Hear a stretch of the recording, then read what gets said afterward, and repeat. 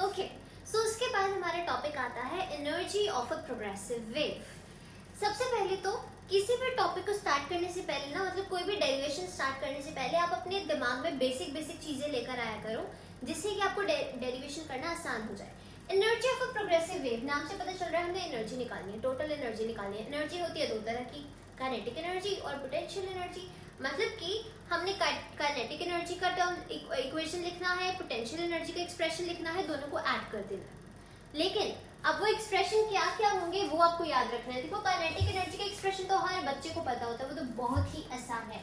तो एनर्जी को हम यू से रिप्रेजेंट कर रहे हैं। काइनेटिक एनर्जी की बात करें तो दैट इज हाफ mv²। कोई शक नहीं होना चाहिए, ठीक है, ये तो सबको पता है। पोटेंशियल एनर्जी में एक्सप्रेशन क्या आएगा? Half m⍵²y²। अब मेरी बात सुनो, इन दोनों एक्सप्रेशन से, मतलब कोई भी एक स्ट्रिंग है जो आपका, मतलब हमने वेव की बात कर रहे हैं तो कोई भी सपोज स्ट्रिंग है आपके पास। जब आप उस स्ट्रिंग को स्ट्रेच करते हो तो जब वो किसी पोजीशन पर जाता है तो वो क्या क्या उस अटेन करता है? पोटेंशियल एनर्जी उसके अंदर आ जाती है। और जब उसको आप छोड़ते हो तो वो मोशन करता है, उस मोशन में क्या है? काइनेटिक एनर्जी है। तो एक स्ट्रिंग में जो वेव बन रही है वो पोटेंशियल एनर्जी और काइनेटिक एनर्जी दोनों का सम करके उसमें टोटल एनर्जी हम कैलकुलेट करेंगे। अब मेरी बात सुनो कि काइनेटिक एनर्जी के एक्सप्रेशन में आपको v देखने को मिल रहा है, दैट इज वेलोसिटी, और पोटेंशियल एनर्जी के एक्सप्रेशन में आपको y देखने को मिल रहा है, दैट इज डिस्प्लेसमेंट। और इससे पिछली वीडियो में वेलोसिटी और डिस्प्लेसमेंट का एक्सप्रेशन मैंने आपको निकाल के दिखाया था। अब इसमें तो हम कुछ खास नहीं कर सकते ना, एक्सेप्ट कि हम y को और v को दोनों की जगह एक ही वैल्यू पुट कर दे। सबसे पहले यही काम करते हैं। y क्या होता है आपका? डिस्प्लेसमेंट, पार्टिकल का डिस्प्लेसमेंट आपका, ठीक है, वेव का जो डिस्प्लेसमेंट है वो। तो वेव का जो डिस्प्लेसमेंट है उसे आप कैसे लिखते हो?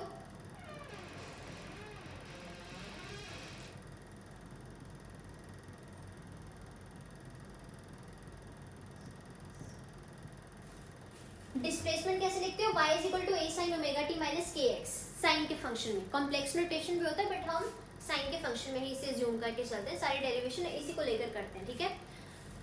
तो वेव का डिस्प्लेसमेंट आपको पता है, यानी y की जगह तो आप सब्स्टिट्यूट डायरेक्ट कर सकते हो, लेकिन v वेलोसिटी कैसे निकालते हो? dy/dt, मतलब कि डिस्प्लेसमेंट का with respect to time differentiation कर दोगे तो आपके पास v आ जाएगा, वेलोसिटी आ जाएगी, तो वो भी साथ में कर देते हैं। v आपका क्या होता है? dy/dt। तो इसका डिफरेंशिएशन कर दो, a की जगह a ही आ जाएगा क्योंकि कांस्टेंट है। sin थीटा का डिफरेंशिएशन होता है cos थीटा, क्या है यहाँ पे? Omega t minus kx, with respect to t कर रहे हो। इस kx में t नहीं है, ये तो जीरो बन जाएगा, ओमेगा t में ओमेगा आ जाएगा, तो क्या बना? a omega cos omega t minus kx। समझ आ गया? ये वेलोसिटी का एक्सप्रेशन आ गया, ये y का आ गया, ये v का आ गया। अब इसके बाद क्या कर सकते हो? इन दोनों में सब्स्टिट्यूट कर सकते हो। हम नंबरिंग कर लेते हैं ताकि आप कंफ्यूज ना हो जाओ। 1 2 3 4। तो हमने नंबरिंग कर लिया। अब उसके बाद देखो, अब आपको निकालनी है टोटल एनर्जी, क्योंकि उन्होंने एनर्जी निकालने को कहा, ये नहीं कहा काइनेटिक एनर्जी निकालो, ये नहीं कहा पोटेंशियल एनर्जी निकालो। तो टोटल एनर्जी के लिए आपको दोनों एनर्जीज का सम करना पड़ेगा, यानी U kinetic energy plus U potential energy, दोनों का सम कर दो, ठीक है।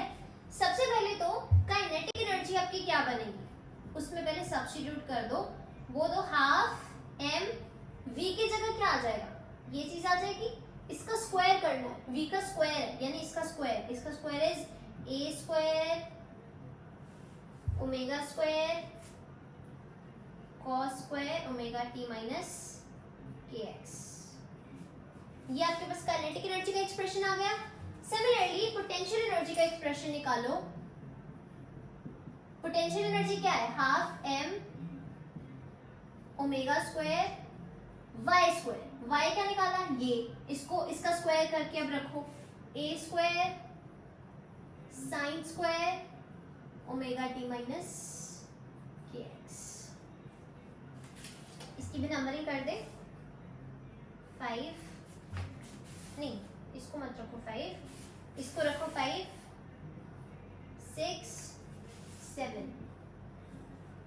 अब आपको 6 एंड 7 को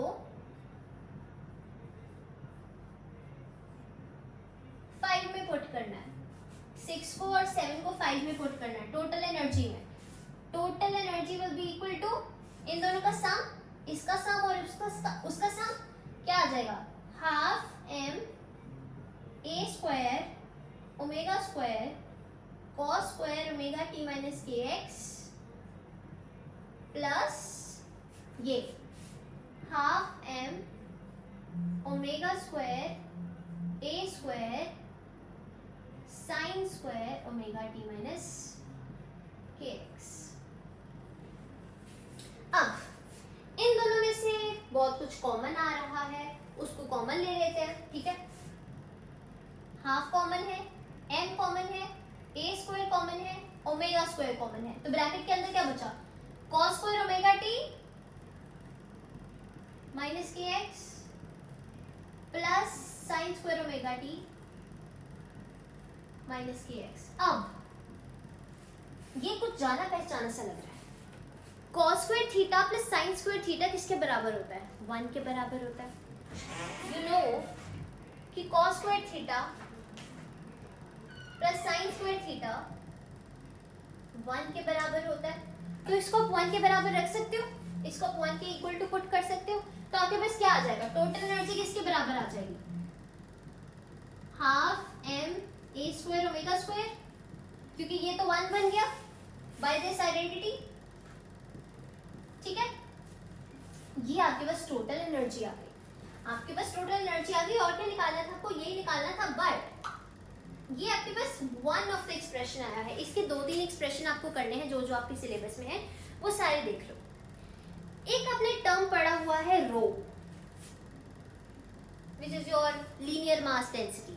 लीनियर मास डेंसिटी का मतलब है मास per unit length, mass per unit length. तो यहां से m क्या आ जाएगा, रो dx।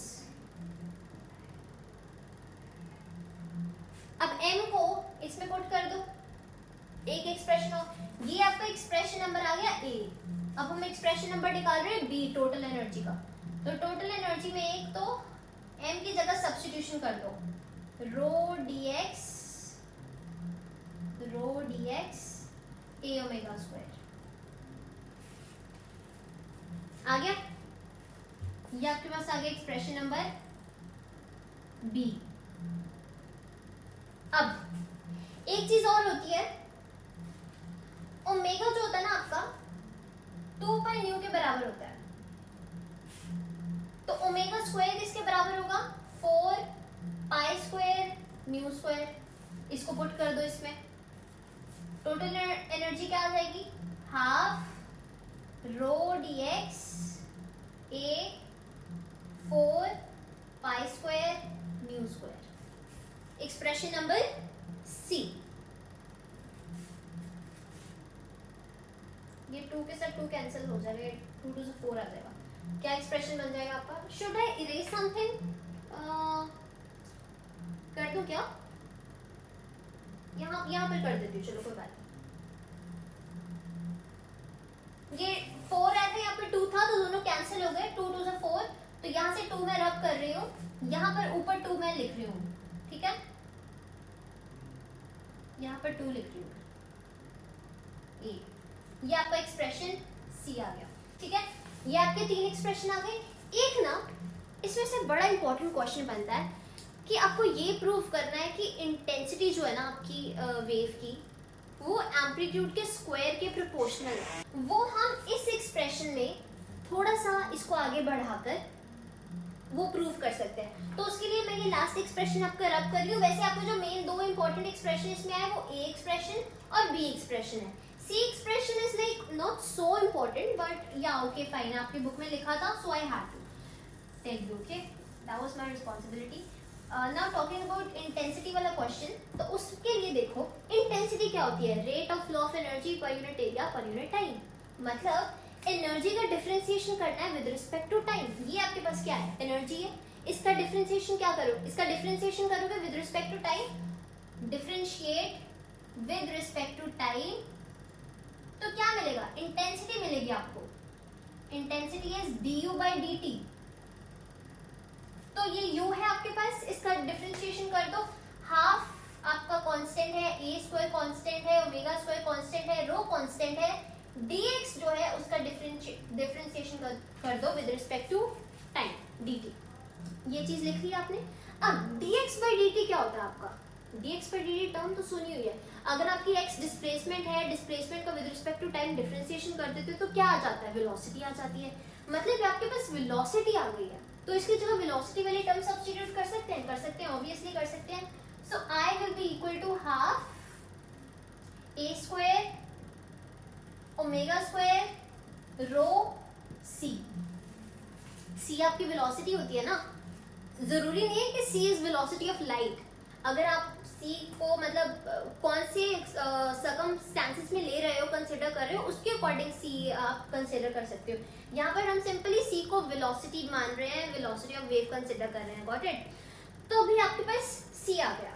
इसमें ना एक छोटा सा सब्स्टिट्यूशन और करो, वो ये है कि ओमेगा जो है मैंने आपको बताया पहले भी 2 पाई न्यू के बराबर होता है, और omega square 4 pi square nu square के बराबर होगा। इसको इसमें पुट कर दो तो इंटेंसिटी क्या आ जाएगी? Half a square 4 pi square nu square rho c।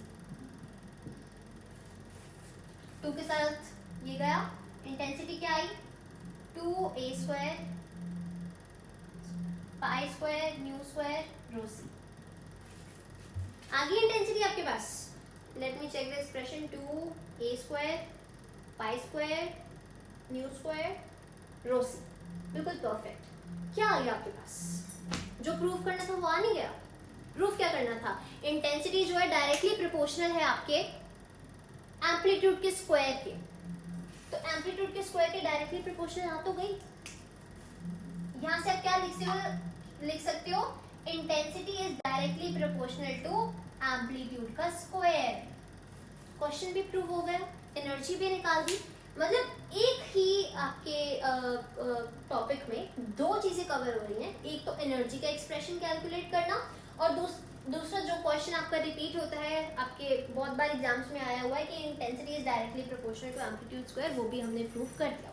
एक बार ओवरव्यू लेना चाहो तो मैं आपको दे सकती हूँ कि आपको निकालनी थी energy of progressive wave. Energy होती है दो तरह की, काइनेटिक एनर्जी और पोटेंशियल एनर्जी। काइनेटिक एनर्जी का सिंपल एक्सप्रेशन होता है half mv square. Potential energy का expression half m omega square Y square. आपको याद करना है, थोड़ा सा याद करना है, ठीक है? इसमें क्या कर सकते हो? टोटल एनर्जी निकालनी है, मतलब दोनों को ऐड करोगे। दोनों को ऐड करके तो कुछ मिलेगा ही नहीं। तो इसमें सबसे पहले एक छोटी सी सब्स्टिट्यूशन करनी है। वो सब्स्टिट्यूशन क्या है? v की जगह और y की जगह उनकी वैल्यू पुट करनी है, जो कि हम पिछले वाले वीडियो में ऑलरेडी निकाल चुके हैं। y आपकी जो वेव की डिस्प्लेसमेंट होती है वो होती है a sin omega t minus kx। Velocity अगर निकालनी है तो इसका with respect to time differentiation कर दो। वो कर दिया आपने। वेलोसिटी v और डिस्प्लेसमेंट y दोनों आपके पास आ गई। y को और v को पुट कर दो। पुट कर दिया।